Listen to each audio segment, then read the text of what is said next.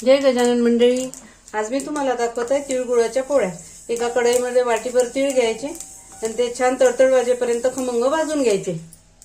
त्याच कढईमध्ये वाटीभर शेंगदाणे घ्यायचे, ते पण छान भाजून घ्यायचे खमंग। त्याच कढईमध्ये थोडं खसखस घ्यायचं, ते पण भाजून घ्यायचं।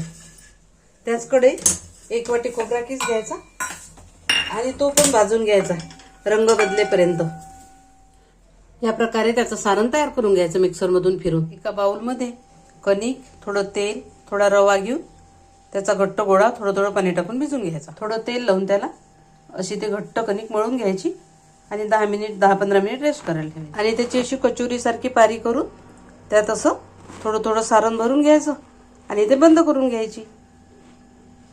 याप्रमाणे आपण जशी कचोरी बंद करतो तशी हलक्या हाताने त्याची अशी पोळी लाटून घ्यायची।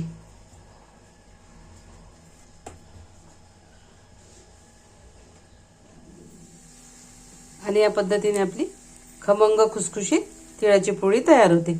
आता बाकीच्या पण पोळ्या आपण अशाच करून घेऊया।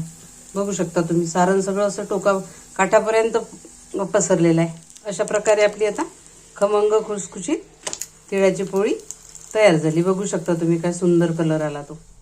या पद्धतीने आपल्या खमंग खुसखुशीत तिळागुळाच्या पोळ्या तयार झालेल्या आहेत। बघू शकता तुम्ही किती सुंदर आल्या आहेत ते।